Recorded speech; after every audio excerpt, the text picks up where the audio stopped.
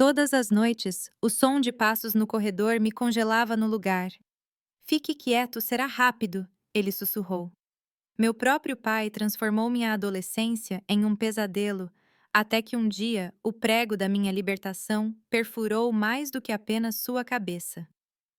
Olá, meus queridos amigos. É tão maravilhoso estar aqui conversando com vocês hoje. Meu nome é Serenity Oakwood. Tenho 73 anos. Nasci em Savannah, Geórgia, mas atualmente moro aqui em Portland, Oregon. Uma cidade tão acolhedora que me acolheu quando eu mais precisava de um recomeço. Hoje em dia, minha maior alegria é trabalhar com fotografia e vídeo. Tenho meu cantinho aqui em casa, um quartinho que transformei em estúdio com todas as minhas câmeras, tanto as da coleção vintage quanto os equipamentos mais novos. Vocês não acreditariam na minha coleção. Tudo. Desde minha primeira Polaroid dos anos 70 até este equipamento digital ultramoderno que meu neto me ensinou a usar. É com ele que estou gravando este vídeo para vocês agora. Me interessei por fotografia quando era jovem, mas foi só depois dos 50 que transformei essa paixão em profissão. Fotografei casamentos, aniversários, formaturas. Como eu costumava dizer aos meus clientes, eu não vendo fotos, eu vendo memórias e molduras. E hoje, aposentado, faço vídeos como este para compartilhar minhas histórias. A fotografia me ensinou algo precioso: que podemos capturar a verdade em um instante, que uma imagem pode revelar o que as palavras tentam esconder. Aprendi que a câmera não mente. Sabe, ela registra o que está lá, quer as pessoas gostem ou não. Talvez seja por isso que me apeguei tanto a essa forma de arte. Da minha casa, consigo ver o Monte Hood à distância. Você sabia disso? É uma cena que fotografei em todas as estações, em todos os tipos de luz. Tenho um álbum inteiro só de fotos dessa montanha.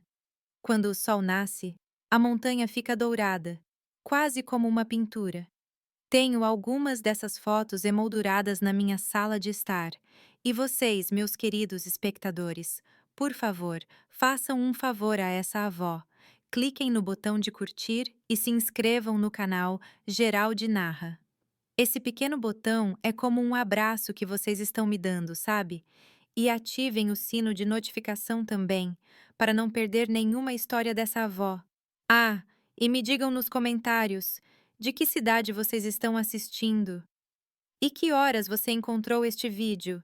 De manhã cedo com um café quente, depois do almoço, ou tarde da noite, enquanto se prepara para dormir. Adoro ler cada comentário e saber que há pessoas de todos os lugares me ouvindo. É como ter netos espalhados por todo o país. Hoje, eu queria contar uma história difícil, mas que precisa ser contada. Uma história sobre quando o lar, que deveria ser nosso porto seguro, se torna nossa maior ameaça. E como, mesmo nas situações mais difíceis, podemos encontrar uma saída.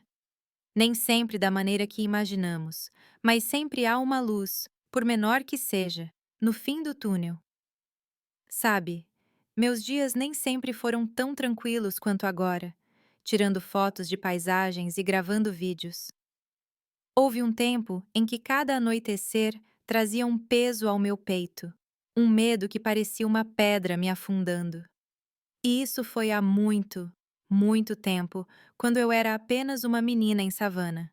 Nasci em Savannah, Geórgia, em 1952, em uma casinha simples na área de Tybee Island, não muito longe do oceano. Era uma casa de madeira casa pintada de azul claro, com janelas que rangiam quando o vento forte do oceano soprava. O quintal era pequeno, mas tinha uma nogueira pecã que, na época, ficava coberta de nozes. Meus irmãos e eu competíamos para ver quem conseguia coletar mais. Éramos 4 irmãos. Eu, o mais velho, Gerald, 2 anos mais novo, Cláudia, que veio 3 anos depois, e Thomas, o bebê, que nasceu quando eu já tinha 9 anos. Mamãe, Louise Oakwood, trabalhava como costureira. Seus dedos estavam sempre marcados pelas agulhas, E ela tinha a paciência de uma santa ao bordar detalhes em vestidos de noiva. Quantas vezes adormeci ouvindo o barulhinho da máquina de costura dela, tic-tac, tic-tac, até tarde da noite. Papai, Elijah Oakwood, trabalhava no estaleiro. Ele saía cedo, enquanto ainda estava escuro, e voltava quando o sol já estava se pondo. Durante os períodos de maior movimento no porto, às vezes ele passava dias sem aparecer em casa.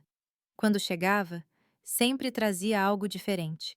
Uma fruta estranha de outro país, um pedaço de madeira exótica, uma revista com fotos de lugares distantes. Acho que foi daí que surgiu meu amor por imagens. Para capturar o que os olhos veem. Nossa rotina era simples, como qualquer família naquela época. Acordávamos com o galo dos vizinhos cantando. Tomávamos café da manhã com pão caseiro e leite entregue pelo leiteiro na porta.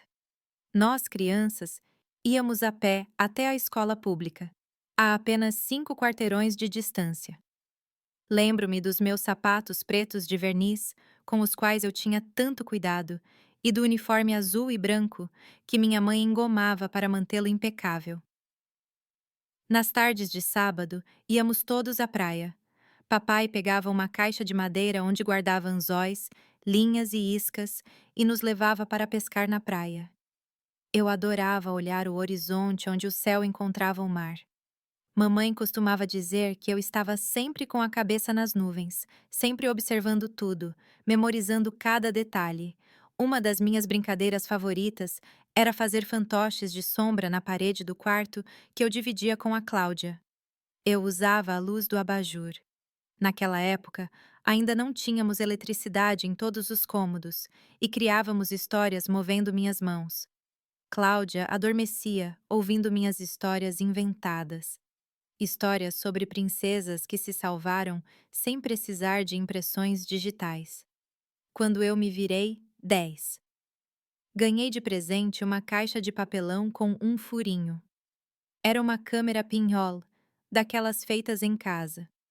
O tio Julian, irmão da minha mãe, que trabalhava como assistente de fotógrafo, me ensinou a usá-la. Olha, Serenity. A luz entra por esse furinho e desenha a imagem interna de cabeça para baixo. É como capturar um pedacinho do mundo. Fiquei encantada com isso. Mesmo sem poder revelar as imagens, era muito caro para a nossa situação. Eu passava horas fotografando tudo ao redor mentalmente, enquadrando o mundo com meus dedinhos em forma de retângulo. A escola era meu refúgio. Sempre gostei de estudar, principalmente inglês e ciências. A senhora Olsen, a professora de ciências, me emprestava livros com fotografias de animais, plantas, o corpo humano. Foi ela quem me mostrou pela primeira vez como uma câmera de verdade funcionava. É como o olho humano, Serenity. A luz entra pela lente assim como entra pela nossa pupila e forma a imagem interna. Isso me pareceu mágico, mas nossas vidas começaram a mudar quando eu tinha 12. Primeiro, houve o acidente no estaleiro. Uma carga mal amarrada caiu e atingiu vários trabalhadores. Papai não se feriu gravemente, apenas alguns cortes nas costas, mas ficou em casa por semanas recebendo um salário menor.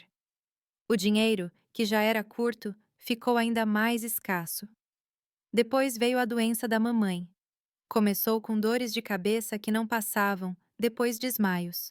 O médico do posto de saúde disse que eram problemas nos nervos, receitou alguns tranquilizantes e a mandou para casa.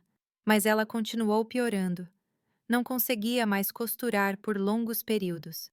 Seus olhos ficavam embaçados. Os pedidos de costura começaram a atrasar. Os clientes começaram a desistir. Foi nessa época que papai começou a beber mais. Antes, ele tomava cerveja nos fins de semana com os amigos do estaleiro. Agora, ele chegava em casa já cheirando a uísque, com os olhos vermelhos e de mau humor. Qualquer coisa era motivo para gritar. Jantar frio, roupas fora do lugar, o pequeno Thomas chorando. Mamãe tentava nos proteger, dizendo para ficarmos no quarto quando ele chegava daquele jeito. Vá dormir, crianças. Amanhã será outro dia. E nós iríamos, mas era impossível dormir ouvindo os gritos, as coisas quebrando, o choro dela. Uma noite, levantei-me para pegar água e vi minha mãe deitada no chão da cozinha com o rosto inchado e um fio de sangue no canto da boca. Papai não estava em casa. Ajudei-a a se levantar e coloquei um pano úmido em seu rosto. Não é nada, querida, disse ela com um sorriso triste. Tropecei na borda do fogão, mas sabia que não era verdade. Naquela noite, enquanto enxugava suas lágrimas, algo dentro de mim mudou. Percebi que às vezes as pessoas mentem para proteger aqueles que amam e que às vezes a verdade precisa ser vista para ser acreditada. Foi logo depois disso que minha mãe me chamou para uma conversa. Estávamos sozinhas lavando roupa na pia dos fundos. Serenidade, disse ela suavemente. Você está se tornando uma jovem dama. Seu corpo está mudando. E ela me explicou em palavras simples o que significava se tornar uma mulher agora. Você precisa ser ainda mais cuidadosa, minha filha. Use roupas menos reveladoras. Não estar sozinha com homens, mesmo que sejam familiares. Na época, eu não entendia o medo nos olhos dela. Só entendi muito mais tarde, quando já era tarde demais. O ano em que completei 13 anos foi quando tudo começou a desmoronar completamente. Lembro que fiz aniversário num domingo chuvoso. Mamãe, mesmo bastante fraca, tinha feito um pão de milho com geleia de maçã. Cantamos parabéns, só nós em família, sem convidados. Não havia dinheiro para uma festa. Papai estava até de bom humor naquele dia. Me deu uma fita vermelha para o cabelo. Olha como ela está ficando uma mocinha linda, comentou ele, olhando para mim de um jeito que na época eu não entendi. A mãe mudou rapidamente de assunto, pedindo para Gerald pegar mais refrigerante na geladeira. Naquele mesmo mês, minha mãe piorou muito. As dores de cabeça tornaram-se insuportáveis. Ela mal conseguia sair da cama. Um dia, a vizinha, Sra. Irving, que era enfermeira aposentada, veio vê-la e ficou muito preocupada. Ela disse que isso não é nervosismo. Ela precisa ir ao hospital agora mesmo. Papai estava relutante. O hospital significava despesas, mas a Sra. Irving foi firme. Ela chamou um táxi com seu próprio dinheiro e levou a mãe ao hospital do condado. Lá, depois de muitos exames, descobriram um tumor cerebral já bastante avançado. Precisamos operar urgentemente, disse o médico. Mas havia pouca esperança. A mãe foi hospitalizada. Papai voltou para casa perturbado, bebeu até desmaiar e no dia seguinte foi trabalhar sem nos dizer uma palavra. Tornei-me responsável pela casa e pelos meus irmãos. Gerald, de 11 anos, me ajudou da melhor maneira que pôde. Cláudia, 12 anos, cuidava do pequeno Thomas, que tinha apenas 6 anos e não entendia por que a mãe tinha ido embora. As semanas seguintes foram um borrão de tarefas intermináveis. Acordar cedo, preparar o café da manhã para os irmãos, mandar todos para a escola, limpar a casa, lavar roupa, fazer o almoço, ajudar com a lição de casa. À noite, quando meu pai chegava, geralmente bêbado, eu já tinha colocado meus irmãos para dormir. Eu deixava o jantar na mesa e me retirava, exausto, para o quarto que dividia com Cláudia. Mas numa dessas noites, algo diferente aconteceu. Acordei com a porta do quarto abrindo. Na penumbra, reconheci a silhueta do meu pai. O forte cheiro de uísque invadiu o ambiente. Serenidade, ele chamou suavemente. Preciso de ajuda com um curativo. Esfreguei os olhos, confusa. O que foi, pai? Eu me cortei no trabalho. Venha me ajudar. Sua voz estava arrastada. Não querendo acordar Cláudia, saí do quarto e o segui até o banheiro. Não houve corte algum. Antes que eu pudesse perguntar qualquer coisa, ele fechou a porta atrás de nós e chegou muito perto. Seu hálito quente e azedo me deixou enjoado. Como você parecia com sua mãe quando ela era jovem, ele disse, passando a mão no meu rosto. Recuei assustado, mas o banheiro era muito pequeno. Pai, está tarde. Preciso dormir. Tentei dizer, mas minha voz saiu fraca. Ele agarrou meu braço com força. Agora você é a dona da casa. Você tem que cuidar de tudo, de todos nós. Não vou entrar em detalhes sobre o que aconteceu depois. Algumas memórias são como fotografias que guardamos em gavetas trancadas, que só abrimos quando absolutamente necessário. O que posso dizer é que naquela noite algo dentro de mim se quebrou. Enquanto isso acontecia, fixei o olhar no teto do banheiro, em uma mancha de mofo que parecia o formato da América do Norte. Desconectei-me do meu corpo como se estivesse flutuando acima de tudo, observando a cena de longe. Quando finalmente voltei para o quarto, Cláudia ainda dormia. Encolhi-me na cama, abraçando meu próprio corpo, sentindo uma dor que não era apenas física. Prometi a mim mesma que ninguém jamais saberia, que acreditaria em mim e o que aconteceria com meus irmãos se algo acontecesse com meu pai. Na manhã seguinte, ele agiu como se nada tivesse acontecido. Tomou café, reclamou da dor de cabeça da ressaca e saiu para o trabalho. Olhei para ele, tentando encontrar algum sinal de remorso, de vergonha, mas não havia nada. Para ele, eu era apenas um objeto, algo a ser usado e descartado. Fui visitar minha mãe no hospital naquele dia. Ela estava tão frágil, tão pálida, com a cabeça parcialmente raspada por causa da cirurgia. Segurei sua mão e chorei, mas não contei o porquê. Ela já tinha fardos demais para carregar. "O que foi, minha filha?" perguntou ela, acariciando meu rosto com dedos trêmulos. "Nada, mãe. Só estou cansado", respondi forçando um sorriso. "Está tudo bem em casa. Não se preocupe." Ela apertou minha mão como se soubesse que eu estava mentindo. "Serenity, se alguma coisa, qualquer coisa acontecer, vá até a Sra. Irving. Ela vai te ajudar." Será que ela desconfiava? Será que ela sempre soube que isso poderia acontecer? Eu nunca tive coragem de perguntar. As semanas se transformaram em meses. A situação em casa seguia o mesmo padrão terrível. Papai chegava bêbado quase todas as noites. Aprendi a reconhecer os sinais, o jeito como ele me olhava durante o jantar, como sua voz mudava quando ele mandava meus irmãos dormirem mais cedo. Nos piores dias, eu ouvia seus passos pesados no corredor, parando na porta do meu quarto. Nessas noites, eu me deitava de costas para a porta, rezando para que ele não entrasse.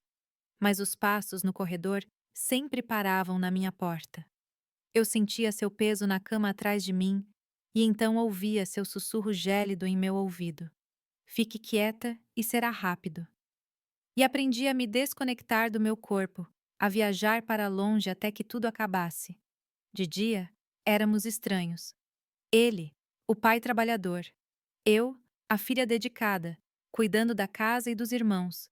Ninguém jamais suspeitaria do que acontecia quando as luzes se apagavam. Foi nessa época que meu interesse pela fotografia intensificado, mas de uma forma diferente. Comecei a ver a câmera como uma forma de registrar a verdade, de capturar evidências. Um dia, remexendo nas coisas do tio Julian guardadas no armário, ele tinha ido trabalhar em Atlanta e deixado algumas coisas conosco, encontrei uma velha câmera Kodak dobrável. Estava sem filme, claro, mas funcionava. Escondi-a debaixo da cama. Durante o dia, quando meu pai não estava por perto, eu pegava a câmera e praticava. Fotografava sem filme, só para aprender os movimentos, entender como funcionava. Imaginei como seria capturar imagens que mostrassem a verdade sobre a nossa casa, sobre o que acontecia à noite. Não que eu fosse usar essas fotos. Era apenas uma fantasia de justiça, de poder expor a verdade. Mamãe faleceu no inverno de 1966. A cirurgia não conseguiu remover todo o tumor, e ela definhou aos poucos. No dia do funeral, meu pai chorou como uma criança, bêbado, inconsolável. Os vizinhos comentaram o quanto ele amava a esposa, o quão destruído ele estava. Foi pela perda. Se ao menos soubessem. Depois da morte da minha mãe, as coisas pioraram. Sem a pausa que a presença dela, mesmo doente, representava, meu pai se entregou ainda mais à bebida. Começou a faltar ao trabalho, chegando em casa cada vez mais cedo, já bêbado. Os maus-tratos tornaram-se mais frequentes, mais violentos. Pensei muitas vezes em fugir, mas não podia abandonar meus irmãos. Gerald, agora com 12 anos, estava começando a confrontar meu pai, e isso me apavorava. Uma noite, quando meu pai levantou a mão para bater em Cláudia, porque ela deixou cair um copo, Gerald ficou na frente dela. Ele levou um soco que o deixou inconsciente por alguns minutos. Viu o que você fez? Meu pai gritou comigo depois, como se fosse minha culpa. Se eu fizesse o meu trabalho direito, nada disso aconteceria. Aquela noite foi um ponto de virada. Percebi que as coisas só iriam piorar, que eventualmente meus irmãos descobririam, ou pior, poderiam se tornar alvos também. Eu precisava fazer alguma coisa. Mas o quê? A quem eu poderia pedir ajuda? Quem acreditaria na filha contra o pai, o respeitado operário naval, viúvo, criando 4 filhos? Sozinha? Foi então que me lembrei das palavras da minha mãe. Vá para a casa da senhora Irving. Mas a senhora Irving havia se mudado para Charleston com a filha. Não havia ninguém em quem confiar. Certa tarde, enquanto limpava o quarto do meu pai, algo que eu sempre fazia com o coração disparado, temendo que ele chegasse de repente, encontrei um antigo diário de mães escondido no fundo de uma gaveta. Folheando. Descobri que ela sabia. Talvez não explicitamente, mas suspeitava. Havia anotações sobre o comportamento estranho do meu pai, sobre como ele me olhava quando pensava que ninguém estava olhando. Tenho medo do que pode acontecer quando eu não estiver mais aqui, dizia uma anotação datada de alguns meses antes de sua morte. Aquele diário era como uma mensagem da minha mãe, dizendo-me que eu não era louca, que o que estava acontecendo era real e errado, e mais ainda, que não era minha culpa. Guardei o diário debaixo do colchão e naquela noite, quando ouvi os passos familiares no corredor, algo dentro de mim mudou. A menina assustada começou a dar lugar a uma jovem determinada a encontrar um jeito para fora. Eu não sabia como ou quando, mas jurei pela memória da minha mãe que isso acabaria. Os meses que se seguiram à morte da minha mãe foram os mais sombrios da minha vida. A casa que antes era iluminada pela sua presença, mesmo quando ela estava doente, agora parecia um lugar frio e hostil. As paredes testemunhavam silenciosamente o meu sofrimento, guardando segredos que ninguém podia saber. A dor do meu pai se manifestava de maneiras cada vez mais destrutivas. Ele perdeu o emprego fixo no estaleiro por causa das ausências e da bebida, passando a fazer apenas trabalhos esporádicos como diarista descarregando navios. O dinheiro, que já era escasso, tornou-se ainda mais raro. Comecei a lavar roupa para os outros para poder comprar comida para os meus irmãos, mesmo tendo apenas 14 anos. Gerald tentou ajudar fazendo pequenos trabalhos no mercado do bairro depois da escola.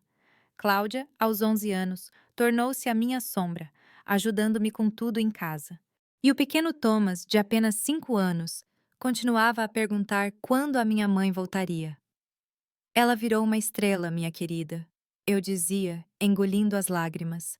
Olhe para cima, para o céu à noite. O mais brilhante é ela nos vigiando. As noites eram meu terror particular. Desenvolvi um ouvido tão aguçado que conseguia reconhecer o estado do meu pai apenas pelo som de seus passos na calçada. Se fossem firmes, significava que ele estava sóbrio, uma raridade que me dava algumas horas de paz. Se fossem arrastados, tropeçando, eu sabia o que me esperava. Naqueles dias, eu tentava me trancar no quarto com a Cláudia, fingindo que já estávamos dormindo. Mas as fechaduras não o impediam. Abra esta porta, Serenity. Sabe o que acontece se eu tiver que forçar? Ele gritava, batendo com força.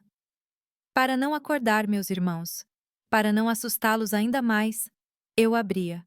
E então o pesadelo recomeçava. Durante o dia, eu me isolava cada vez mais. Parei de frequentar a escola regularmente. Como poderia? Com tantas responsabilidades em casa. Os poucos amigos que eu tinha se distanciaram. Eu mesma criei distância, com medo de que percebessem o que estava acontecendo, envergonhada de algo que não era minha culpa, mas que eu sentia como uma marca invisível que todos podiam ver.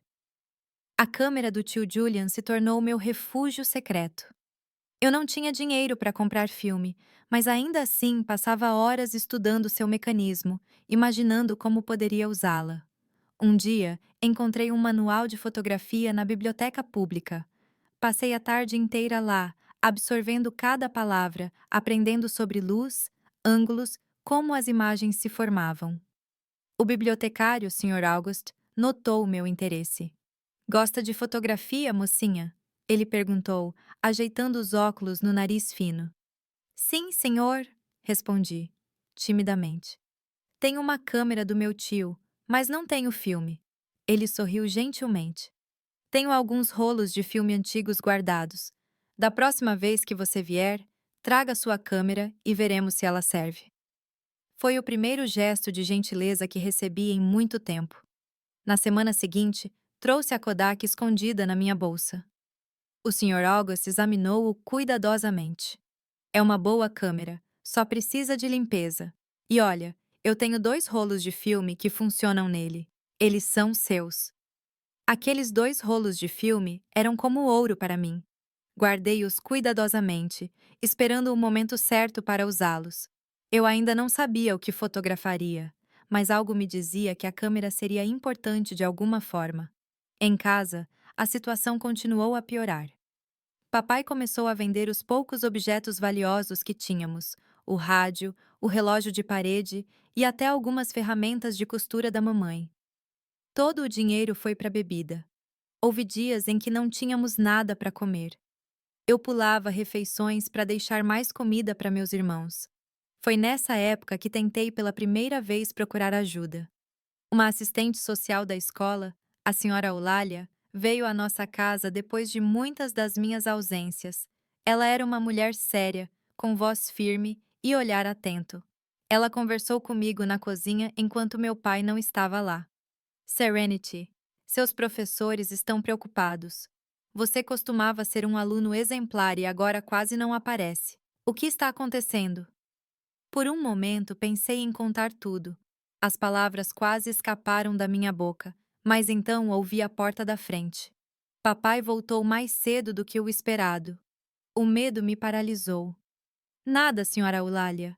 É que eu tenho que cuidar da casa e dos meus irmãos. Respondi rapidamente. Papai entrou na cozinha surpreendentemente sóbrio. Ele sorriu, foi educado, explicou como era difícil criar 4 filhos sozinha, como eu era seu braço direito. A senhora Eulália saiu convencida de que éramos apenas uma família lutando com dificuldades após a perda da mãe. A máscara que o pai usava em público era perfeita. Depois que ela saiu, a expressão dele mudou. Ele agarrou meu braço com tanta força que deixou marcas roxas. O que você disse a ela? Ele rosnou. Nada, respondi, tremendo. Acabamos de falar sobre as faltas à escola. Ele me encarou por um longo momento. Melhor assim. Ninguém vai acreditar em você contra mim. E se você tentar alguma coisa, sabe o que acontece com seus irmãos, não sabe? A ameaça pairava no ar. Era a primeira vez que ele ameaçava explicitamente meus irmãos, e isso me aterrorizava mais do que qualquer coisa que ele pudesse fazer comigo.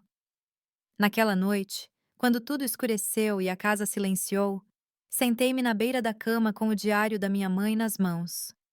Folheando suas páginas sob o luar fraco que entrava pela janela, encontrei uma passagem que não havia notado antes.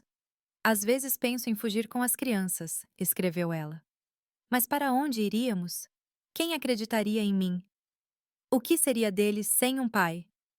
As palavras da minha mãe ecoavam meus próprios pensamentos, meus próprios medos. Como ela, eu me sentia presa, sem saída. Mas ao contrário dela, eu tinha uma determinação crescendo dentro de mim, uma raiva silenciosa que começava a superar o medo. Uma noite, depois de um episódio particularmente brutal, quando meu pai finalmente saiu do meu quarto e eu pude respirar novamente, tomei uma decisão. Eu não fugiria. Para onde eu iria? Com 3 filhos pequenos? Eu não pediria ajuda. Quem acreditaria? Eu faria algo diferente. Usaria a única coisa que tinha, a verdade. E a verdade, como aprendi nos livros de fotografia, podia ser capturada em imagens.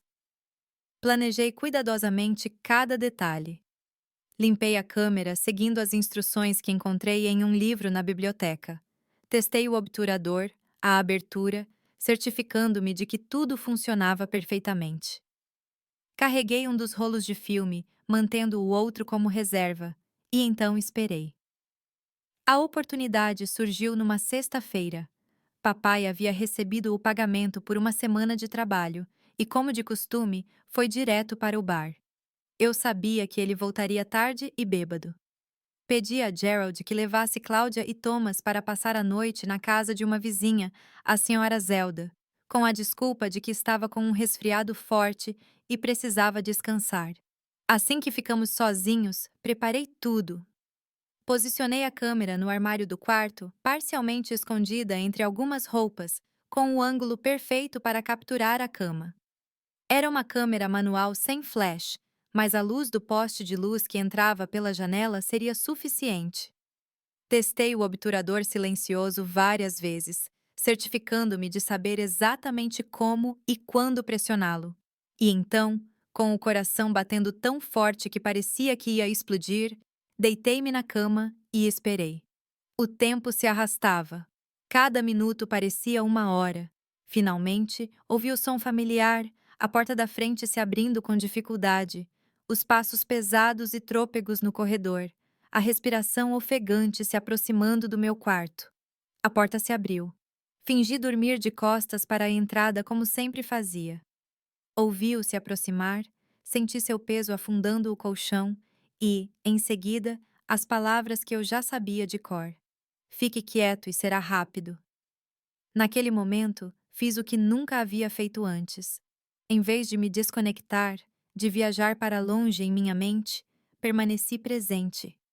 Cada segundo, cada movimento, cada detalhe estava gravado em minha memória enquanto eu discretamente estendia minha mão para o armário. E no exato momento, pressionava o obturador da câmera. O clique foi quase imperceptível no silêncio da noite, abafado pelas roupas no armário. Ele não notou nada, perdido em seu próprio mundo de violência. Quando ele terminou e saiu cambaleando do quarto, fiquei imóvel por um longo tempo. Não chorei. Pela primeira vez, senti algo diferente de medo e vergonha. Senti poder. Na manhã seguinte, tirei a câmera do esconderijo e aguardei em segurança. Agora eu tinha provas. Não sabia exatamente como usaria aquelas imagens, mas sabia que elas representavam minha única chance de liberdade. Nas semanas seguintes, continuei com meu plano. Consegui mais 2 papéis de filme do Sr. August, que parecia preocupado com minha aparência cada vez mais abatida, mas nunca fez perguntas diretas. Documentei sistematicamente o padrão de abuso. Não apenas as noites de terror, mas também as marcas que permaneceram, os hematomas nos meus braços, o lábio cortado quando tentei resistir uma vez, o olhar vazio no espelho que nem eu mais reconhecia. Enquanto isso, Gerald, agora com 13 anos, começava a fazer perguntas. "Por que o papai sempre quer falar com você a sós à noite?" perguntou ele uma vez, seus olhos jovens, cheios de uma compreensão além de sua idade. "São coisas da casa, Gerald", respondi, incapaz de encará-lo. "Não se preocupe." Mas ele se preocupou. Começou a tentar ficar acordado até tarde para se colocar entre mim e o papai quando chegou bêbado. Uma noite, papai o empurrou com tanta força que ele bateu a cabeça na quina da mesa. O corte precisou de pontos. Essa foi a gota d'água. Percebi que meu tempo estava se esgotando. Ou eu agia logo, ou Gerald faria algo impulsivo que poderia colocá-lo em perigo. Eu precisava finalizar meu plano. Naquela época, havia um jovem na loja de revelação de fotos no centro da cidade, Ed, que sempre me olhava com gentileza quando eu passava. Um dia, tomei coragem e entrei na loja. "Gostaria de revelar algumas fotos", disse eu, colocando um dos rolos no balcão. Ed sorriu. Claro, leva cerca de 3 dias. Há um formulário para preencher. Hesitei. Essas fotos são especiais. Não podem ser vistas por qualquer pessoa. Ele franziu a testa confuso. O que você quer dizer? São evidências. Eu sussurrei, sem saber como explicar sem dizer demais. Algo no meu olhar deve ter comunicado a gravidade da situação, porque ele assentiu lentamente. Eu entendo. Posso revelá-las eu mesmo depois do expediente. Ninguém mais verá. 3 dias depois voltei. Ed me entregou um envelope pardo. Eu não olhei. Ele disse sério. Mas seja lá o que for, parece importante. Tem certeza de que não quer ajuda? Balancei a cabeça. Obrigada. Mas isso é algo que preciso resolver sozinha. Saí da loja com as fotos sem coragem de olhá-las ali mesmo. Só quando cheguei a um banco no parque, longe de olhares curiosos, abri o envelope. As imagens eram nítidas, inegáveis. A luz do poste de luz tinha sido suficiente para capturar cada detalhe. Fechei o envelope rapidamente, sentindo uma mistura de repulsa e triunfo. Agora eu tinha provas. Agora eu podia agir. Mas agir como? Para quem eu mostraria aquelas fotos? Para a polícia? Para os vizinhos? Quem acreditaria em uma garota de 15 anos contra um homem adulto? Um pai de família? Foi aí que tive uma ideia. Não precisei mostrar as fotos para todo mundo. Bastava uma pessoa. Ele. Aquela sexta-feira de junho de 1967 ficou marcada na minha memória como o dia em que tudo mudou. O céu estava cinza, anunciando chuva, um reflexo perfeito do que eu sentia por dentro. Fazia exatamente 1 ano da morte da minha mãe, e a dor da ausência dela parecia ainda mais aguda naquele dia. Meu pai tinha saído cedo, dizendo que ia procurar trabalho, mas eu sabia que ele logo estaria nos bares. Aproveitei a ausência dele para planejar cada detalhe do que faria à noite. Mandei Gerald, Cláudia e Thomas dormirem na casa da senhora Zelda novamente. Desta vez com a desculpa de que era o aniversário da morte da minha mãe e eu precisava de um tempo sozinha. Tem certeza de que não quer que eu fique com você? Perguntou Gerald, com os olhos demonstrando uma compreensão que ia além dos seus 13 anos. Ele vinha tentando me proteger, ficando acordado até tarde, se colocando entre mim e meu pai sempre que podia. Tenho certeza, respondi, abraçando-o com força. Amanhã tudo será diferente. Eu prometo. Depois que eles saíram, preparei o cenário. Primeiro, posicionei a câmera em seu lugar de costume no armário, agora carregada com o último rolo de filme. Depois, uma novidade. Uma pequena gravação que eu tinha feito, escondida no gravador portátil da escola, que a professora de música me emprestou com a desculpa de que eu queria gravar as histórias que minha avó contava. Na verdade, eu havia gravado meu pai em uma de suas noites de fúria, capturando suas palavras, suas ameaças, o som inconfundível do que aconteceu depois.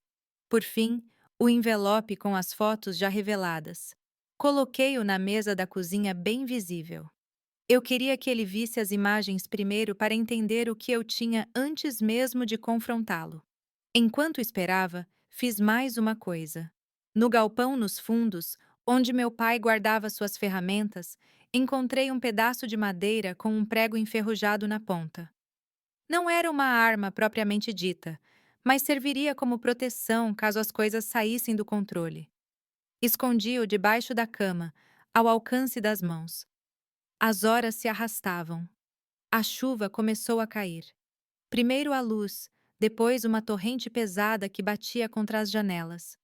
O barulho da água abafava qualquer som que viesse da nossa casa naquela noite. Finalmente, pouco depois das 11, ouvi a porta da frente. Os passos eram mais firmes que o normal. Ele não estava tão bêbado quanto eu esperava. Isso me preocupou. Eu precisava que ele estivesse alterado o suficiente para não pensar com clareza, mas não tão bêbado a ponto de não entender a gravidade da situação. Fiquei no meu quarto, sentada na beira da cama, ouvindo seus movimentos pela casa. Ele foi primeiro à cozinha, como sempre fazia, para pegar outra bebida antes de vir para o meu quarto. Foi então que ele deve ter visto o envelope. Houve um longo silêncio. Depois o som de papel sendo rasgado e, por fim, um estrondo. Ele deve ter derrubado uma cadeira. Ouvi seus passos pesados vindo em direção ao meu quarto, mais rápido que o normal. A porta se abriu violentamente, batendo contra a parede. Ele estava lá, com o rosto contorcido de fúria e as fotos amassadas na mão. "O que é isso?" Ele rugiu, avançando em minha direção. "O que você fez, sua garota miserável?" Encostei-me na parede, mas mantive a voz firme. "É a verdade, pai. É o que você tem feito comigo desde que minha mãe ficou doente." Ele olhou as fotos novamente e depois as jogou no chão. "Ninguém vai acreditar nisso. É a sua palavra contra a minha. Eu sou seu pai." "Não é só minha palavra", respondi, indicando a câmera ainda posicionada no armário. "Tenho mais fotos não reveladas naquela câmera e nesta." Apontei para o pequeno gravador que havia colocado sobre a mesa. "Sua voz está lá. Todas as coisas que você me disse e fez." Seu rosto se fechou por um instante, mas logo a raiva retornou ainda mais intensa. "Você acha que isso muda alguma coisa? Quem vai acreditar em você? Uma garota problemática que mal vai à escola e tem um pai trabalhador? Um viúvo?" Ele avançou mais um passo. Instintivamente, recuei para mais perto da cama onde o pedaço de madeira estava escondido. "Todos vão acreditar", respondi, surpreendendo-me com a firmeza da minha voz. "Já fiz cópias dessas fotos. Se alguma coisa acontecer comigo, elas vão acabar na delegacia, no jornal, na igreja, em todo lugar. Todo mundo vai saber o que você fez." Era mentira. Eu não tinha feito nenhuma cópia, mas ele não precisava saber disso. Por um momento, vi medo em seus olhos. Ele olhou para a câmera, para o gravador, para as fotos espalhadas pelo chão. Então, como um animal encurralado, ele se lançou em direção à câmera. "Vou destruir esse lixo", ele gritou, agarrando a Kodak e arrancando-a do esconderijo. Foi naquele momento que percebi que ele iria destruir todas as evidências e depois vir atrás de mim. Não haveria mais noites de abuso silencioso. Seria muito pior. O medo tomou conta de mim por um segundo, mas logo foi substituído por uma clareza absoluta. Enquanto ele estava distraído, tentando abrir a câmera para arrancar o filme, estendi a mão para debaixo da cama e agarrei o pedaço de madeira. Levantei-me lentamente, sentindo o peso do objeto na minha mão.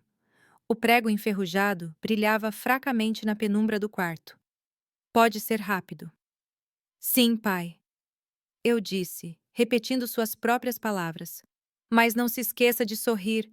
Olhe para a câmera ali." Ele se virou confuso e então viu o que eu estava segurando. Por um instante, seu rosto demonstrou descrença. Ele não conseguia acreditar que a filha submissa, a vítima silenciosa, pudesse retaliar. "O que você acha que vai fazer com isso?" rosnou ele, largando a câmera e avançando em minha direção. Eu não respondi. Não havia mais nada a dizer. Quando ele deu mais um passo em minha direção, levantei meu braço e o golpeei com toda a força que havia acumulado em anos de raiva reprimida. O prego o atingiu em cheio na lateral da cabeça.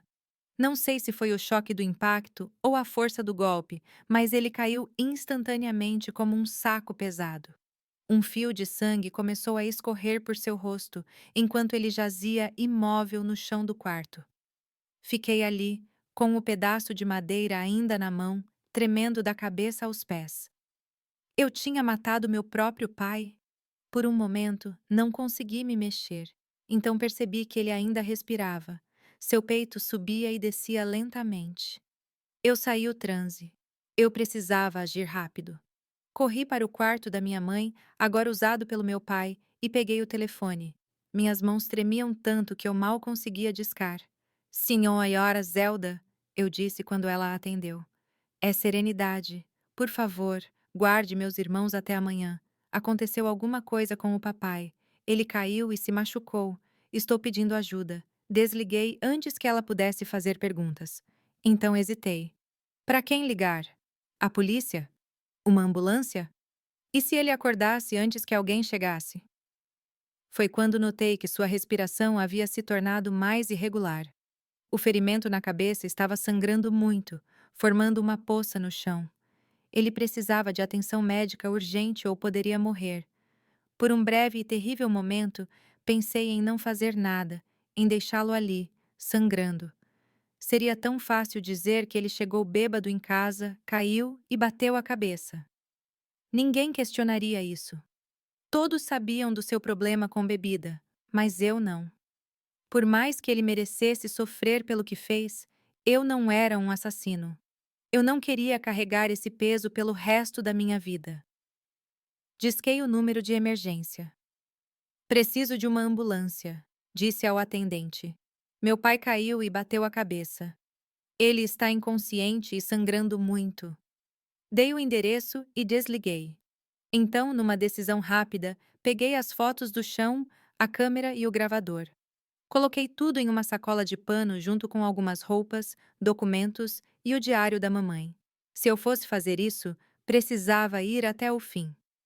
Antes da ambulância chegar, fiz mais uma ligação para a delegacia. Com a voz mais firme que consegui, eu disse: preciso denunciar o abuso. Meu pai, ele vem abusando de mim há 2 anos. Eu tenho provas. O policial do outro lado da linha pareceu confuso e depois desconfiado. Quantos anos você tem, garota? 15. Mas tenho provas. Fotografias, gravações. Houve um silêncio, então. Onde você está agora? Dei o endereço novamente. Meu pai está inconsciente. Ele tentou destruir as provas e eu me defendi. Já chamei uma ambulância. Fique onde está. Ele disse agora com uma voz mais séria. Estamos enviando uma viatura. Quando desliguei, senti uma mistura de terror e alívio. Não havia como voltar atrás. O que quer que tenha acontecido dali em diante, o silêncio foi quebrado. A verdade foi exposta. A ambulância chegou primeiro. Os paramédicos entraram rapidamente e atenderam papai, ainda inconsciente no chão do quarto. O que aconteceu? Perguntou um deles enquanto verificava os sinais vitais. Ele tentou me atacar, respondi, mostrando as antigas marcas de hematomas nos meus braços. Eu me defendi com isso. Apontei para o pedaço de madeira que agora estava no chão. Eles trocaram olhares, mas não disseram nada. Eles colocaram o pai em uma maca e o levaram para a ambulância. Um deles ficou para trás por um momento. Você tem algum lugar para ir, garota? Ele perguntou com genuína preocupação. A polícia está a caminho, respondi. Tenho coisas para mostrar a eles. Ele assentiu gravemente e seguiu os outros para fora. Fiquei sozinho na casa silenciosa, ouvindo o som da chuva e esperando a polícia chegar. Era como se eu estivesse em um sonho, ou melhor, como se eu finalmente tivesse acordado de um longo pesadelo. Eu não sabia o que aconteceria comigo, com meus irmãos, com meu pai. Mas eu sabia que pela primeira vez em anos, eu havia tomado as rédeas da minha própria vida. Quando o carro da polícia finalmente chegou com luzes azuis e vermelhas iluminando a rua através da chuva, senti uma calma estranha. Peguei minha bolsa e fui até a porta da frente. Era hora de contar minha história. A chuva continuava caindo quando entrei no carro da polícia. Os dois policiais, o sargento Clive e o policial Ryan, olharam para mim com uma mistura de desconfiança e pena. Eles me levaram para a delegacia no centro da cidade, um prédio antigo com paredes descascadas e um forte cheiro de cigarro e mofo. Fui levado a uma pequena sala com uma mesa de metal e 3 cadeiras desconfortáveis. Espere aqui, disse o sargento. A assistente social está a caminho. Fiquei lá sozinho por quase 2 horas. O relógio na parede parecia se mover em câmera lenta. Através da janela embaçada, vi as luzes da cidade refletidas nas poças d'água. Era como se toda a savana estivesse chorando comigo naquela noite. Finalmente, a porta se abriu. Uma mulher de meia idade entrou carregando uma pasta. Ela se apresentou como doutora Helena Bastos, do Serviço de Proteção à Criança. Seus olhos eram gentis, mas seu rosto mostrava o cansaço de alguém que já tinha visto muitas histórias como a minha. Serenidade, ela disse, sentando-se à minha frente. Preciso que você me conte tudo desde o começo. E foi isso que eu fiz. Com a voz trêmula a princípio, depois cada vez mais firme, narrei os 2 anos de terror que vivi. Falei sobre a doença da minha mãe, sobre a primeira noite em que meu pai entrou no meu quarto, sobre as ameaças veladas, sobre o medo que sentia pelos meus irmãos. Contei sobre a câmera do tio Julian, sobre os papéis no cinema que o Sr. August me deu, sobre como eu havia documentado sistematicamente o abuso. Quando terminei, abri a bolsa e mostrei as provas, as fotografias, a câmera com o último rolo ainda sem revelar, o gravador com sua voz. A doutora Helena examinou tudo com uma expressão grave. Você foi muito corajoso, ela disse finalmente. E muito inteligente também. A maioria das vítimas não consegue reunir provas assim. O que acontece agora? Perguntei, sentindo de repente o peso da exaustão. Com meus irmãos, quero dizer. Encontraremos um lugar para vocês ficarem juntos, ela prometeu. Tenho alguns contatos em um abrigo para menores. Não é o ideal, mas é seguro. E com meu pai? Seu rosto fechou um pouco. Ele está no hospital sob custódia policial. Assim que ele estiver consciente, ele será interrogado. Com essas evidências e seu depoimento, é muito provável que ele seja preso e processado. Assenti, sentindo uma mistura de alívio e uma estranha tristeza. Não para meu pai. Ele merecia tudo o que estava recebendo, menos o que poderia ter sido, pela família que deveríamos ter sido. Passei aquela noite no abrigo municipal. Um lugar simples, mas limpo. Na manhã seguinte, a doutora Helena veio me buscar para irmos juntas à casa da senhora Zelda, onde meus irmãos ainda estavam hospedados. A conversa que tive com eles foi a mais difícil da minha vida. Gerald já suspeitava de algo, então ele não ficou tão surpreso, apenas furioso por não ter conseguido me proteger. Cláudia chorou, confusa, e o pequeno Thomas apenas perguntou: Quando vamos para casa? Nós não vamos voltar, querida. Eu respondi, abraçando-o. Mas vamos ficar juntos, eu prometo. Os dias seguintes foram um turbilhão. Fomos levados para um abrigo católico administrado por freiras, onde ficaríamos até que nossa situação fosse resolvida. O pai, após se recuperar do ferimento na cabeça, foi formalmente acusado e mantido em custódia preventiva. As fotografias e gravações eram provas irrefutáveis. O caso começou a ganhar repercussão na cidade. Uma adolescente que fotografou seu próprio abuso para incriminar seu pai. Era algo que as pessoas nunca tinham ouvido falar antes. Alguns jornais locais noticiaram o caso, embora sem mencionar meu nome, pois eu era menor de idade. Foi através de um desses jornais que tia Edith, irmã do papai, que morava em Atlanta e com quem não tínhamos contato há anos, soube o que havia acontecido. Ela apareceu no abrigo uma semana depois com os olhos vermelhos de tanto chorar. Eu não sabia, ela repetia, apertando minhas mãos entre as dela. Juro que não sabia se eu sabia.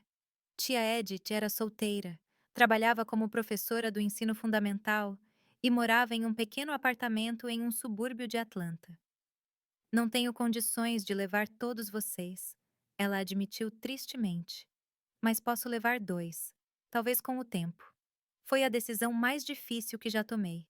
Depois de muita conversa com a doutora Helena e com os próprios irmãos, decidimos que Cláudia e Thomas iriam com a tia Edith. Eles eram os mais jovens, os que mais precisavam de um lar estável. Gerald e eu ficaríamos no abrigo por enquanto. Na tarde em que eles partiram, prometi a mim mesma que essa separação seria temporária. De alguma forma, eu encontraria uma maneira de reunir nossa família novamente.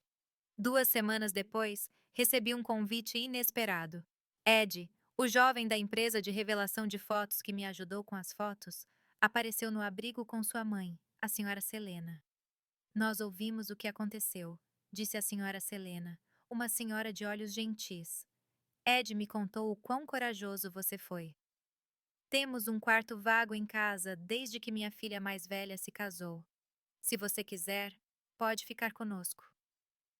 Olhei para Gerald, hesitante. Eu também não queria me separar dele. Temos espaço para seu irmão também, acrescentou a senhora Selena, como se estivesse lendo meus pensamentos. Não é muito, mas é um lar. Foi assim que Gerald e eu fomos morar com a família Harrison. Eles tinham uma casa simples no bairro Riverside, não muito longe do porto. Ed, aos 20 anos, ainda morava com os pais e trabalhava numa empresa de revelação fotográfica. Ele tinha 2 irmãos mais velhos, já casados, que vinham visitá-lo aos domingos. A senhora Selena e o Sr. Jack, pai de Ed, nos receberam como se fôssemos da família. Pela primeira vez em anos, senti como era ter um lar seguro, onde não precisava dormir com medo. O julgamento do meu pai ocorreu 6 meses depois. Foi um processo doloroso. Tive que testemunhar, reviver tudo de novo, mas as evidências eram incontestáveis. Ele foi condenado a 12 anos de prisão. Quando o juiz anunciou a sentença, não senti alegria nem vingança. Apenas um imenso alívio, como se um enorme peso tivesse sido tirado dos meus ombros. Saí do tribunal de cabeça erguida, com a senhora Selena e Ed ao meu lado. Acabou, disse Ed, apertando minha mão gentilmente. Agora você pode seguir em frente. E foi isso que eu fiz. Com o apoio da família Harrison, voltei a estudar para concluir meus estudos. Nos fins de semana, íamos a Atlanta visitar Cláudia e Thomas, que estavam se adaptando bem à vida com a tia Edith. Gerald conseguiu um emprego como office boy em um escritório de advocacia e começou a economizar dinheiro para o futuro. O interesse pela fotografia, que começou como uma necessidade de documentar o horror, se transformou em uma paixão genuína. Ed me ensinou técnicas de desenvolvimento, composição e uso da luz. Comecei a fotografar coisas bonitas. O nascer do sol na praia, crianças brincando, idosos conversando em bancos de parque. Em 1969, quando completei 17 anos, aconteceu algo que mudaria o curso da minha vida. Uma exposição de fotografia amadora foi organizada no Savannah Cultural Center. Ed me incentivou a participar. Suas fotos têm algo especial, disse ele. Uma sensibilidade, uma forma de captar a emoção das pessoas. Relutantemente, enviei 3 fotografias, uma de Gerald olhando para o mar, outra de Thomas rindo enquanto brinca com um peão e uma terceira da mão enrugada da senhora Selena segurando um rosário. Para minha surpresa, ganhei o segundo lugar. Entre os jurados estava Oliver Maddox, um renomado fotógrafo que trabalhava para uma revista em Atlanta. Ele veio falar comigo depois da premiação. Você tem talento, ele disse, examinando minhas fotos novamente. Você já pensou em trabalhar com fotografia profissionalmente? Expliquei que estava terminando o ensino médio e que não tinha recursos para estudar fotografia formalmente. Estamos procurando um assistente para o estúdio, ele respondeu. É um trabalho de aprendizagem. O salário não é ótimo, mas você aprenderia o ofício com profissionais. Se estiver interessado, venha para Atlanta na semana que vem para conversar. Aquela oportunidade parecia boa demais para ser verdade. Conversei com a senhora Selena e o Sr. Jack, que me incentivaram a aceitar. É uma oportunidade única, disse o Sr. Jack. E você ficaria mais perto de Cláudia e Thomas. Na semana seguinte, Ed me acompanhou até Atlanta. O estúdio de Oliver ficava em uma antiga casa de 2 andares na Peachtree Street. Era um lugar espaçoso, com equipamentos que eu só tinha visto em revistas. Após uma breve entrevista e um teste prático, fui contratado. Quando você pode começar? Perguntou Oliver.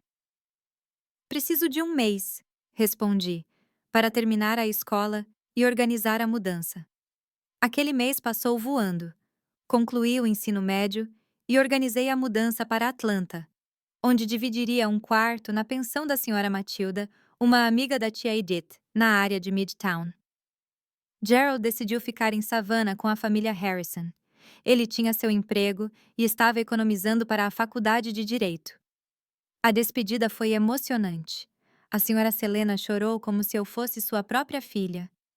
O Sr. Jack me deu um envelope com algum dinheiro para emergências.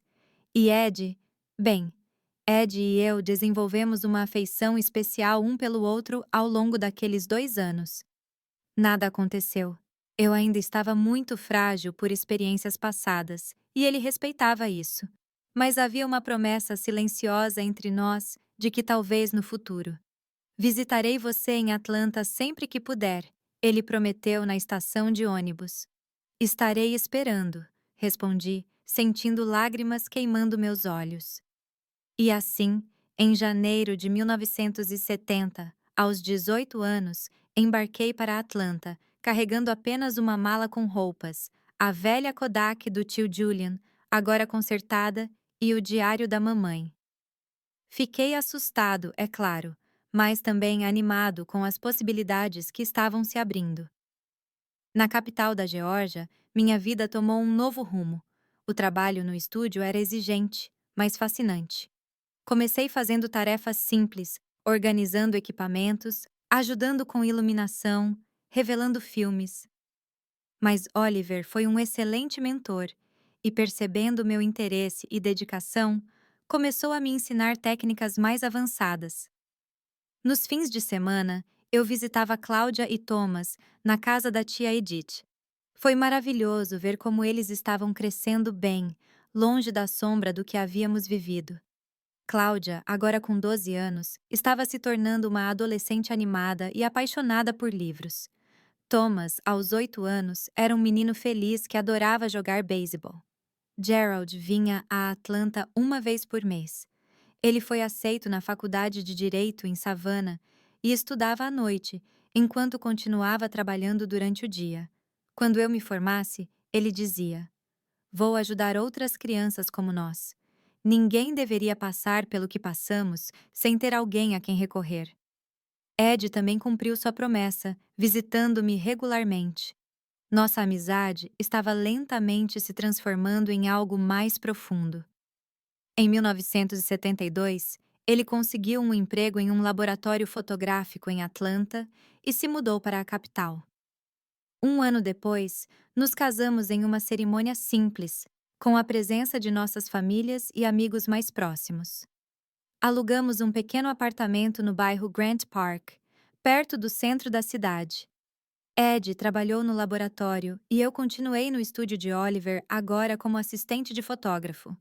Fotografamos tudo: casamentos, formaturas, portfólios de modelos, material publicitário. Eu estava aprendendo não apenas a técnica, mas também o lado comercial da profissão. Em 1975, Oliver decidiu se aposentar e me ofereceu a oportunidade de comprar o estúdio em parcelas que poderíamos pagar ao longo dos anos. Depois de muita discussão e planejamento, Ed e eu aceitamos o desafio. Assim nasceu o Light and Shadow Studio, nossa primeira joint venture. Os anos seguintes foram de muito trabalho, mas também de realização. O estúdio prosperou. Conseguimos trazer Cláudia e Thomas para morar conosco quando tia Edith adoeceu. Gerald se formou em direito e começou a trabalhar com casos de violência doméstica e abuso infantil. Em 1980, nossa família cresceu com o nascimento de nossa filha, Lily. Quando a segurei em meus braços pela primeira vez, fiz uma promessa silenciosa. Ela nunca conheceria o tipo de dor que eu conhecia. Ela seria criada com amor, respeito e segurança. Meu pai cumpriu 10 anos de sua sentença e foi libertado em 1977. Ouvi de conhecidos em Savannah que ele havia deixado a cidade e ido para o interior do Kentucky. Nunca mais tivemos contato e era exatamente isso que eu queria. A vida seguiu seu curso. O estúdio se expandiu. Começamos a trabalhar com fotojornalismo, exposições artísticas. Em 1986, recebemos um convite para fotografar uma série sobre o noroeste do Pacífico. Foi durante essa viagem que conhecemos Portland e nos apaixonamos pela cidade, com seu clima ameno e o majestoso Monte Hood ao fundo. Poderíamos nos mudar para cá quando Lily estiver na faculdade, sugeriu Ed, enquanto fotografávamos o pôr do sol na montanha. A ideia foi plantada em nossas mentes. Quando Lily, aos 18 anos, entrou na faculdade de jornalismo, decidimos que era hora. Vendemos o estúdio em Atlanta, que já tinha vários funcionários, e compramos uma casa em Portland, com espaço para um estúdio menor, mais focado em projetos pessoais e artísticos. Foi nessa nova fase da vida que finalmente consegui transformar minha própria história em arte. Criei uma série fotográfica chamada Broken Silences, usando técnicas de luz e sombra para retratar traumas e superações. A série foi exibida em diversas galerias e até no exterior. Não contava explicitamente minha história, mas aqueles que conheciam os detalhes conseguiam perceber as referências sutis. Olhando para trás, percebi o longo caminho que percorri desde aquela noite de junho de 1967, quando, armado apenas com uma câmera e um pedaço de madeira com um prego, enfrentei meu maior medo. A fotografia, que começou como uma ferramenta de sobrevivência, se tornou minha forma de expressão, minha terapia, minha profissão e, finalmente, minha arte. Hoje, aos 73 anos, minha vida em Portland é um testemunho de que é possível reconstruir-se das cinzas. Nossa casa fica na área do Lago Ogo, com uma vista privilegiada do Monte Hood. Todas as manhãs, tomo meu café na varanda, observando o nascer do sol tingir de dourado aquelas montanhas majestosas. O estúdio que montamos nos fundos da casa se tornou meu santuário. As paredes estão cobertas de fotografias, algumas minhas, outras de fotógrafos que admiro. No canto, uma prateleira exibe minhas câmeras, desde a velha Kodak do tio Julian, agora aposentada, mas guardada com cuidado, até os modernos equipamentos digitais que Lily me ensinou a usar. Ed, meu companheiro de vida por mais de 50 anos, agora tem 75 anos. Sua saúde não é a mesma. Ele sofreu um pequeno derrame há 3 anos, mas sua paixão pela fotografia continua intacta. Passamos muitas tardes juntos no estúdio, conversando sobre técnicas, analisando imagens ou simplesmente relembrando os velhos tempos. Nossa filha Lily seguiu carreira no jornalismo. Ela mora em Seattle com o marido, Robert, e nossos 2 netos, Michael, 15, e Claire, 12. Eles vêm nos visitar quase todo fim de semana. Michael herdou o interesse pela fotografia. Ele está sempre pedindo para usar minhas câmeras e eu, claro, o ensino com todo o prazer. Meus irmãos também seguiram suas vidas. Gerald se tornou um advogado respeitado, especializado em direitos da criança e do adolescente. Ele se casou com Denise, uma assistente social que conheceu durante um caso, e eles têm 3 filhos. Ele ainda mora em Savannah, mas vem nos visitar regularmente. Cláudia é formada em psicologia e trabalha com terapia de trauma. Sua própria experiência de infância a levou a querer ajudar outras pessoas a superar sua dor. Ela se casou, se divorciou e agora mora em Asheville com seu segundo marido. Thomas, o pequeno que mal se lembra da nossa vida anterior, formou-se em engenharia e trabalha em uma multinacional em Boston. Ele tem 2 filhos adolescentes e é o que menos vemos devido à distância e à sua agenda lotada. Mas quando nos reunimos, é sempre uma celebração. Quanto ao meu pai, ouvi dizer que ele faleceu em 1995 em uma pequena cidade no Kentucky. Nunca mais o vimos depois que ele saiu da prisão. Por muitos anos carreguei raiva e ressentimento. Hoje, sinto apenas uma tristeza distante pelo que poderia ter sido e não foi. Perdoá-lo completamente pode ser pedir demais, mas aprendi a não deixar que suas ações definam quem eu sou. Meu dia a dia em Portland é tranquilo e gratificante. Oficialmente aposentado, ainda faço trabalhos ocasionais. Sessões de fotos para amigos, exposições beneficentes, workshops para jovens fotógrafos. Há 3 anos, iniciei um projeto que me dá uma satisfação especial: oficinas de fotografia para mulheres vítimas de violência doméstica. A ideia surgiu depois de uma palestra que dei no Portland Women's Resource Center.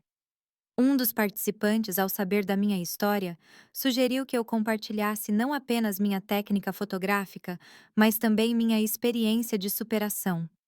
O projeto começou pequeno, com apenas 5 mulheres, mas hoje atende mais de 20 por turma. A fotografia é uma forma de retomar o controle da sua própria narrativa. Eu sempre digo a eles no primeiro dia de aula: é uma maneira de mostrar ao mundo não apenas o que você vê, mas como você vê. Ver essas mulheres descobrindo sua voz através das imagens que capturam é uma das maiores alegrias da minha vida atual. Muitos chegam arrasados, com os olhos baixos, incapazes de ver beleza em qualquer coisa. Semanas depois, eles estão fotografando flores, crianças brincando no pôr do sol, redescobrindo a beleza do mundo e, mais importante, sua própria força interior. Além das oficinas, mantenho uma rotina ativa. Eu caminho todas as manhãs pelo bairro, frequento um grupo de hidroginástica para idosos 2 vezes por semana e participo de um clube de leitura mensal na biblioteca municipal. Os domingos são sagrados para a família, seja recebendo os netos em casa ou visitando os filhos dos meus irmãos. Também dedico parte do meu tempo ao voluntariado no Portland Child Protection Services. Não como conselheiro oficial, mas como uma espécie de mentor para crianças e adolescentes em situações vulneráveis. Compartilho minha história de forma adaptada, mostrando que é possível superar até as experiências mais traumáticas. No ano passado, para comemorar meus 50 anos de carreira fotográfica, o Museu de Imagem e Som de Portland organizou uma retrospectiva do meu trabalho através das lentes do tempo. 5 décadas de Serenity Oakwood reuniram mais de 200 fotografias, desde meus primeiros ensaios amadores até os projetos mais recentes.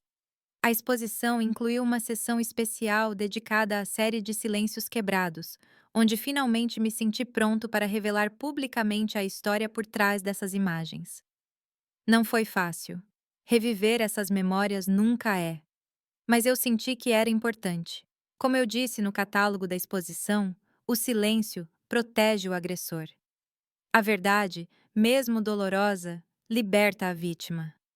A resposta do público foi esmagadora. Recebi dezenas de cartas e e-mails de pessoas que se identificaram com a minha história, que encontraram coragem para denunciar seus próprios agressores e que buscaram ajuda após anos de silêncio. Foi então que percebi que minha dor transformada em arte poderia ajudar a curar outras dores. Em casa, tenho um canto especial na prateleira onde guardo minhas memórias mais preciosas. Diário da mamãe, agora amarelado pelo tempo. A primeira câmera que ganhei do tio Julian. O troféu da exposição de fotografia de 1969. Uma foto em preto e branco da família Harrison, que me acolheu quando eu mais precisei. E uma imagem emoldurada dos meus irmãos, tirada no dia em que Gerald se formou em direito, a primeira vez que estivemos todos juntos novamente depois de anos de separação. Quando olho para as garotas assustada que eu era, mal consigo acreditar na jornada que percorri. Houve momentos em que pensei que não sobreviveria, que a dor e o medo me consumiriam completamente. Mas cada passo, cada decisão, cada pessoa que cruzou meu caminho, para o bem ou para o mal, contribuiu para formar a mulher que sou hoje. E quem sou eu hoje? Sou Serenity Oakwood, 73 anos, fotógrafa, esposa, mãe, avó, irmã, amiga e mentora. Sou uma sobrevivente, sim, mas sou muito mais que isso. Sou alguém que aprendeu que a vida, como uma fotografia, é feita de luz e sombra. E são justamente os contrastes que criam profundidade, textura, beleza. Minha câmera me ensinou a olhar o mundo com atenção, a perceber detalhes que passam despercebidos, a encontrar beleza nos lugares mais inesperados. Mais importante, Me ensinou que podemos escolher nosso enquadramento, o que focamos, o que deixamos de fora, a história que queremos contar. E a história que escolhi contar hoje é de gratidão e esperança. Gratidão por cada pessoa que me estendeu a mão quando eu mais precisei, por cada oportunidade de recomeçar, por cada dia que amanhece com a promessa de novas possibilidades. Espero que minha história possa inspirar outras pessoas a encontrar sua própria força, a quebrar seus próprios silêncios, a reescrever suas próprias narrativas. Hoje, quando aponto minha câmera para o Monte Hood e capturo o sol nascendo atrás das montanhas, sei que estou fotografando muito mais do que uma paisagem. Estou fotografando um símbolo da minha própria jornada, o amanhecer que sempre chega, mesmo depois da noite mais escura. Meus queridos, se vocês chegaram até aqui comigo, ouvindo a história de uma avó que viveu uma vida longa, quero agradecer do fundo do meu coração. Compartilhar nossa dor não é fácil, mas às vezes é necessário para que outras pessoas saibam que não estão sozinhas em seu sofrimento. Se você está passando por uma situação de abuso, seja ela qual for, a primeira coisa que quero dizer é que não é sua culpa. Nunca foi e nunca será. A culpa é sempre do agressor, de quem fere, de quem viola limites que nunca deveriam ser ultrapassados. A segunda coisa que quero dizer é que você não está sozinho. Mesmo que pareça que ninguém entende, que ninguém acredita. Há pessoas que vão entender, que vão acreditar, que vão estender a mão quando você mais precisar. Encontrei essas pessoas, a doutora Helena, a família Harrison, Ed, quando menos esperava. Eles existem e você também os encontrará. A terceira coisa é que há uma saída. Pode não parecer possível agora. Pode parecer que você está preso em um pesadelo sem fim. Mas acredite, a liberdade existe. A cura é possível. E você merece os dois. Aprendi que a idade não define nossa força, mas sim nossa capacidade de começar um novo dia. Mesmo aos 15 anos, quando parecia que meu mundo tinha acabado, havia um amanhã me esperando. Um amanhã que eu ajudei a construir. Minhas rugas são mapas de sobrevivência. Cada um conta uma história de dor superada. Eu também carrego marcas invisíveis, cicatrizes que ninguém vê, mas que fazem parte de quem eu sou. Não tenho mais vergonha deles, pois são a prova de que sou mais forte do que tudo que tentou me destruir. A vida me ensinou que, mesmo na mais profunda escuridão, nossa luz interior nunca se apaga. Há momentos em que essa luz parece muito fraca, quase apagada, mas ela permanece lá, esperando que você a alimente novamente. Nunca permiti que minha dignidade fosse roubada. Mesmo quando tentaram tirar tudo de mim, mesmo nos piores momentos, havia uma parte de mim que sabia que eu merecia mais, que eu merecia respeito, segurança, amor. Descobri que somos mais fortes do que imaginamos, principalmente quando achamos que não aguentamos mais. Existe uma reserva de força dentro de cada um de nós que só descobrimos quando somos testados ao limite. O tempo não cura todas as feridas, mas nos ensina a conviver com elas e ainda sorrir. Carregar cicatrizes não significa estar preso ao passado. Significa ter sobrevivido. Minha história não é sobre o que fizeram comigo, mas sobre como escolhi responder. E essa é talvez a lição mais importante. Sempre temos escolhas, mesmo quando elas parecem impossíveis ou assustadoras. Aprendi que a verdadeira força não está em nunca cair, mas em se levantar sempre. Caí muitas vezes ao longo da minha jornada. Chorei. Eu duvidei. Eu queria desistir. Mas cada vez que eu me levantava, eu ficava um pouco mais forte, um pouco mais sábio. O abuso deixa cicatrizes invisíveis, mas a recuperação mostra que podemos prosperar mesmo depois da tempestade. Assim como aquelas flores teimosas, que crescem em rachaduras de concreto, podemos encontrar maneiras de crescer até mesmo nos ambientes mais hostis. Descobri que minha voz, mesmo trêmula, tem poder quando decido usá-la. Era difícil falar, expor a verdade, quebrar o silêncio. Mas cada palavra dita foi um tijolo na construção da minha liberdade. A idade me deu sabedoria para entender que nunca é tarde para recomeçar.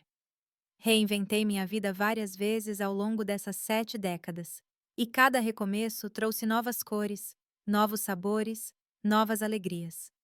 Minha experiência me ensinou que nossa história não termina nos capítulos dolorosos.